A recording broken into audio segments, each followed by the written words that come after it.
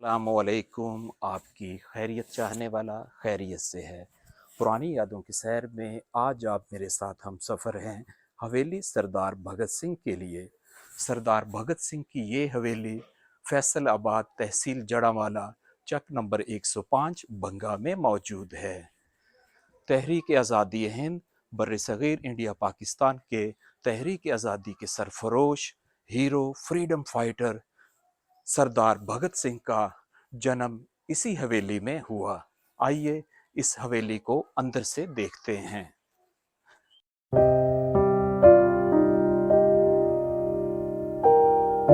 1947 में क़याम पाकिस्तान के बाद ये हवेली विर्क ख़ानदान की तहवील में आ गई थी।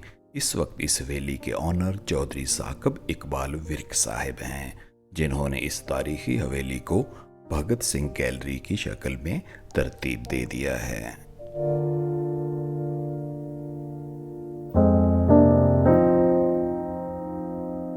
यहाँ पे सरदार भगत सिंह की बचपन, लड़कपन और जवानी से फांसी से चंद घंटे कबल की तस्वीर आवेज़ा हैं, और इसी तरह इस तहरीक आज़ादी हिंद के सफ़र में शामिल साथियों की नादर तस्वीर भी आवेज़ा हैं। और इसके अलावा यहाँ पे बरतानवी साम्राज्य से ताल्लुक़ रखने वाले लोगों की तस्वीर भी आवेज़ा हैं।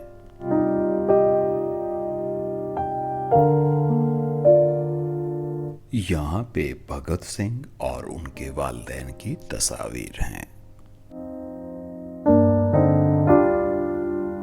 इन्हीं कमरों से भगत सिंह की तमाम यादें वाबस्ता हैं।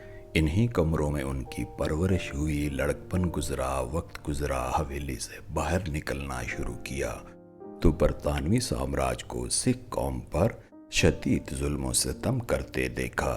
बर्दाश्त ना हुआ तो तहरीक आज़ादी हिंद का हिस्सा बने, और इस तहरीक आज़ादी हिंद के सफ़र से वफा करते हुए 23 मार्च 1931 को लाहौर की सेंट्रल जेल में फांसी के फंदे को वालेहाना अंदाज में चूम कर गले में डाला, और यूं इनकलाब जिंदाबाद का नारा हमेशा के लिए गूंजता रहा। भगत सिंह की बचपन की तस्वीर।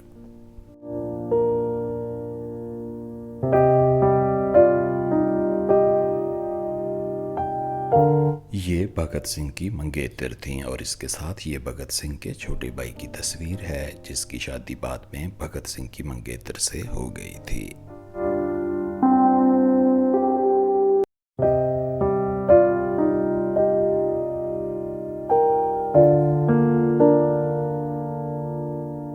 यहाँ पे सेंटर में भगत सिंह और राइट लेफ्ट पे उनके दोस्तों की तस्वीर हैं, और इन तीनों को एक ही दिन एक ही वक्त में इकट्ठे फांसी दे दी गई थी। आइए अब आपको वो कमरा दिखाते हैं जिसमें 27 सितंबर 1907 को भगत सिंह पैदा हुए।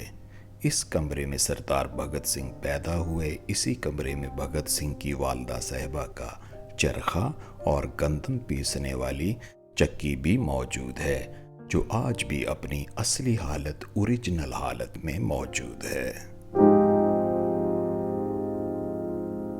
आपके सामने ये लाहौर सेंट्रल जेल की असल ओरिजिनल तस्वीर है।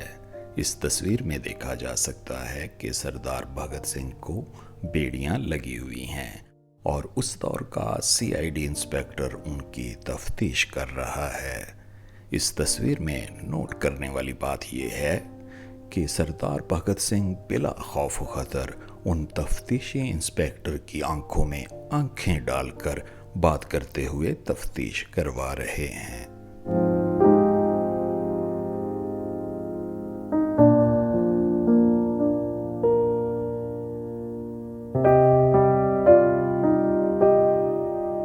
یہ بھگت سنگھ کی سسٹر کی تصویر ہے۔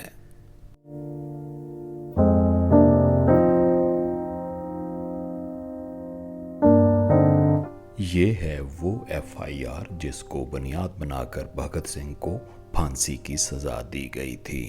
انگریزی میں ترجمہ کر کے اس کے ساتھ لگا دیا گیا ہے۔ یہ ہیں وہ انگریز جنہوں نے سردار بھگت سنگھ کے خلاف سازش کی اور پھانسی دلوانے میں مرکزی کردار ادا کیا۔ بھگت سنگھ کے مسلمان ساتھی اشفاق اللہ خان۔ یہ اس دور کا ہفتہ وار شائع ہونے والا اخبار غدر ہے۔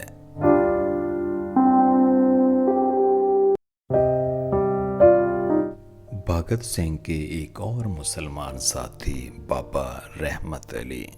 اصل میں سردار بھگت سنگھ کا ہر وہ شخص ساتھی تھا جو امن اور تحریک آزادی ہند کا خواہاں تھا، متمنی تھا، چاہے اس کا تعلق کسی بھی مذہب سے ہو، بے شک وہ مسلمان ہو، ہندو ہو، سکھ ہو یا انگریز ہو۔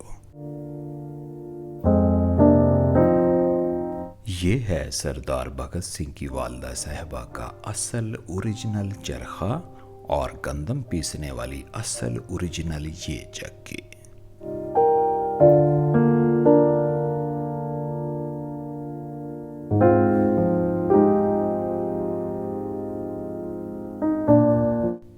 حویلی سردار بھگت سنگھ کے کمرے، در و دیوار، دروازے، کھڑکیاں، فرش اور اس میں موجود متعلقہ تمام چیزیں آج بھی اپنی اصل حالت میں موجود ہیں، جس کا تمام کریڈٹ ورک خاندان اور اس حویلی کے موجودہ آنر جناب چودھری اقبال ورک صاحب کو جاتا ہے۔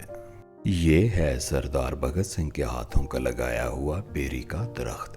اس درخت کو اس دروازے کی جانب سے اندر جا کے دیکھتے ہیں۔ اس درخت پہ آج بھی پھل لگتا ہے۔ اسی درخت کے نیچے بیٹھ کر سردار بھگت سنگھ نے انقلاب سے متعلقہ کتابیں پڑھنے کی شروعات کی۔ تو اس طرح تحریک آزادی ہند کے سفر کے ساتھیوں کے ہمراہ یہ درخت بھی سردار بھگت سنگھ کا قریبی ساتھی کہلاتا ہے۔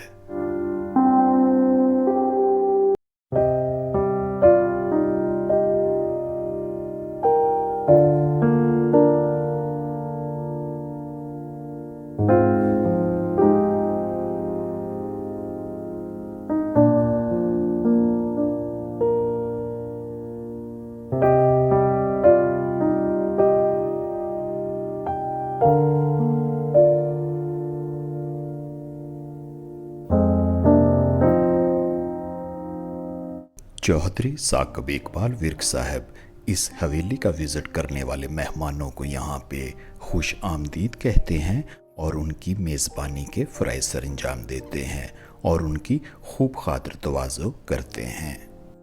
دنیا بھر سے لوگ اس حویلی کو دیکھنے آتے ہیں اور سردار بھگت سنگھ کو خراج تحسین پیش کرتے ہیں۔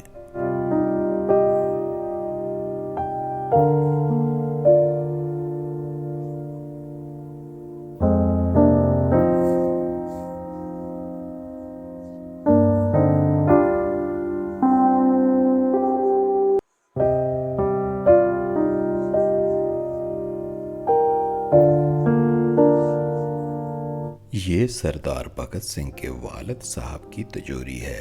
یہ اسی دور کی تجوری ہے جو بالکل اوریجنل اصلی حالت میں ہے، اور یہ لوہے کی بنی تجوری ہے جو بہت بھاری ہے۔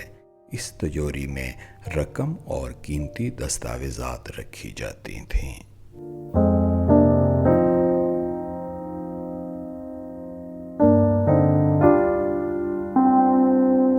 اب آپ کو دکھاتے ہیں وہ اسکول جس میں سردار بھگت سنگھ نے ابتدائی تعلیم حاصل کی۔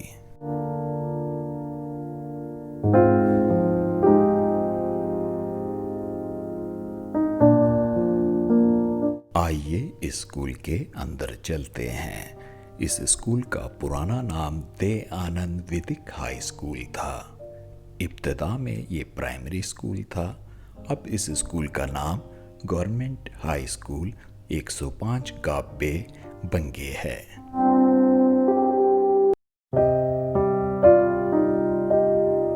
یہ اسکول کی نئی عمارت نئے کلاس رومز ہیں، جبکہ اس طرف موجود ہیں وہ کمرے جس میں سردار بھگت سنگھ ابتدائی تعلیم سے روشناس ہوئے۔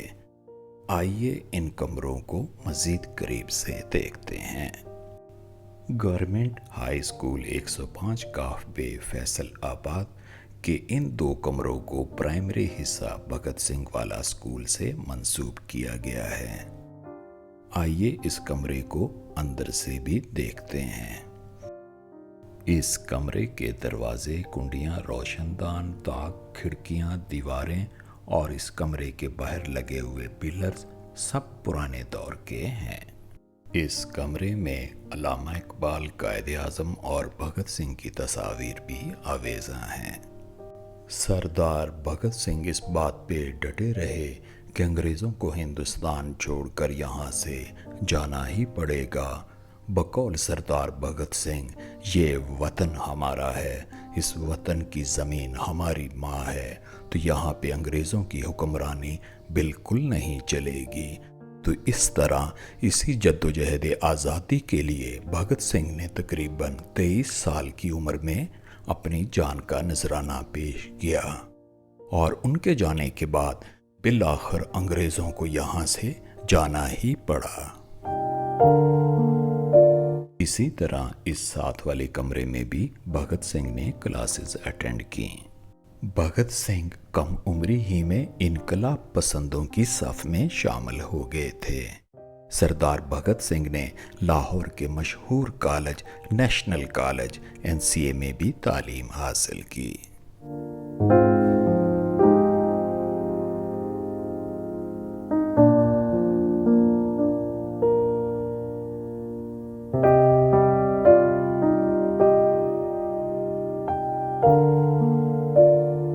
زندہ قومیں اپنی تاریخ، اپنی ثقافت، اپنے خوبصورت ماضی کو ہمیشہ زندہ رکھتی ہیں۔ تحریک آزادی ہند کے سفر کی جب بھی بات کی جائے گی، اس میں سردار بھگت سنگھ کا نام ہمیشہ زندہ رہے گا۔ انشاءاللہ اگلی ویڈیو کے ساتھ آپ سے دوبارہ ملاقات ہوگی۔ اپنے اور اپنے پیاروں کے لیے اپنا بہت خیال رکھیں۔ شکریہ۔